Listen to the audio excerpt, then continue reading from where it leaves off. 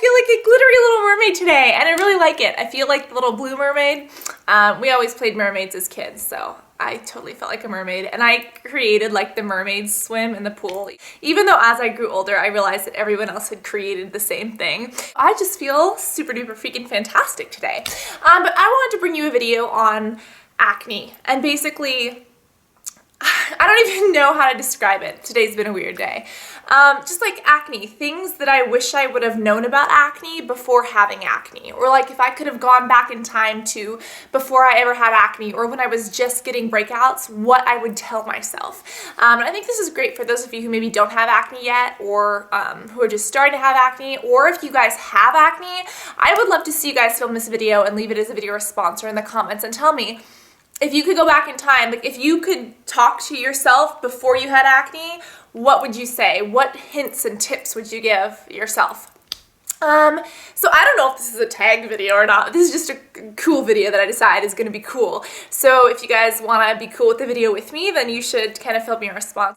But the first thing that I really wish I would have known that I know now is that bacteria isn't the only cause of acne. A lot of it has to do with oil. And the reason why is because bacteria can't survive without the oil on our skin. Think of it as like a baby and a mommy. The baby can't survive unless it has the mommy. Or even think of it as food. We can't survive without food.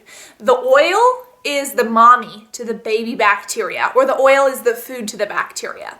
If the bacteria does not have the oil, it can't live. So if you get rid of the oil, you're getting rid of most of the bacteria. Now, of course, there are people with dry skin who have that issue, and that's a little bit different because the bacterial strain is a little bit different. But at least for me, a huge thing that has really helped me now that I wish I would have known at the very beginning is that oil is a huge cause of acne. If you get rid of the oil, you get rid of a lot of the bacteria. Because I used to go off and I would like fight this bacteria, antibacterial, but my skin would stay super oily and it didn't do anything. And then there was a point where I started attacking the oil and I just left the bacteria alone, and all of a sudden things started improving more than they had previously.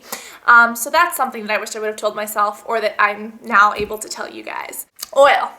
Get rid of the oil and a lot of the bacterial problems go away. The other thing I wish I would have known is, or wish that I could tell myself, is that don't be afraid to break out. When I was younger, I would try a new acne product and I would like try this product. I would be like, oh my gosh, 3 days later, oh my gosh, it's breaking me out. I'm never gonna use this again. And I would put it away.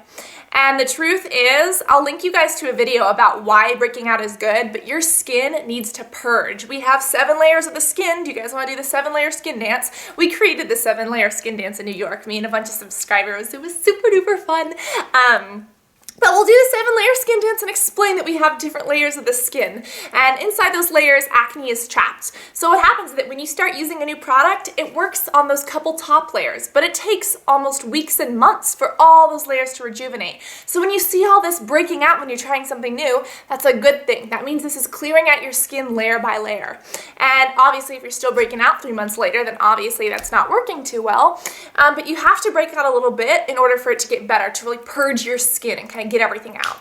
And I used to freak out when I was younger, and I would just like throw products and I'd be like, this is so frustrating after 2 to 3 days of use. But you need to use them for a long amount of time to actually see if they're working. And a little bit of breakout at the beginning is usually a very, very good thing because it means that the product is working. It's clearing out the skin. Something else I wish I would have known is you are what you eat. And I would go to the doctor and I would say, doctor or dermatologist, I have heard that milk causes acne. I have heard that dairy causes acne. I have heard that high sugary foods and breads cause acne. I have heard that this causes acne and that. And they'd be like, no, your diet has nothing to do with acne. And I had one doctor that said, oh, maybe pizza just because it's greasy and the grease will cause more oil in your skin. And as I've gotten older and now that I'm going to school and stuff like that, I've realized you are what you eat, and I know that there's no scientific evidence to say that certain foods cause acne, because if there were, then my doctors probably would have told me different. But I was really kind of upset with that as I got older, and I really do believe that you are what you eat. Because I've found that when I eat high sugary foods, my skin does react different. It does break out more. High glycemic foods such as potatoes, such as white breads, even whole grain breads and things like that. A lot of sugary things, because you guys know I love ice cream. Ice cream has a ton of sugar in it. Also dairy.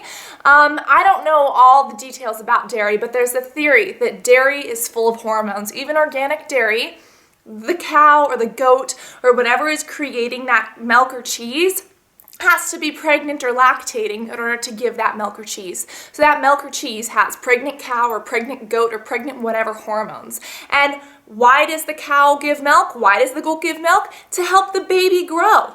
So why are we drinking this if we're already grown?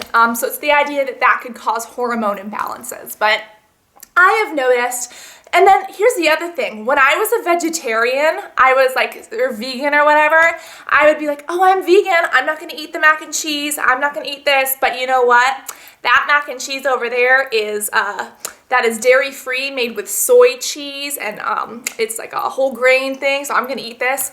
Let me tell you, if it's out of a box, it's still not that healthy for you. Even if you get the healthy boxed foods, bottom line, they're still boxed. So even if they're an A+ for healthy boxed foods, they're only a C in the long run of foods because they're still boxed and packaged up.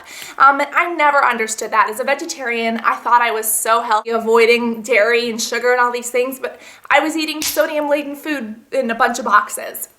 So you are what you eat. I've really been focusing on nuts and fresh vegetables and fruits, and you guys know me. I still love cheese, and I still love ice cream, and I still love bacon, but I try to do my best to, like, you know, reciprocate that with other healthy things, because I'm not going to deprive myself, but you are what you eat, and doctors didn't tell me that, and I really wish that I would have understood that kind of back then. The last thing that I guess I really wish I would have known back then is that makeup can cause acne even if it's non-comedogenic. I used to get non-comedogenic makeup like the doctor told me to because it was non-comedogenic and it wasn't going to break me out, and I would slap this on my face and wear it all night long, all day long, all night long.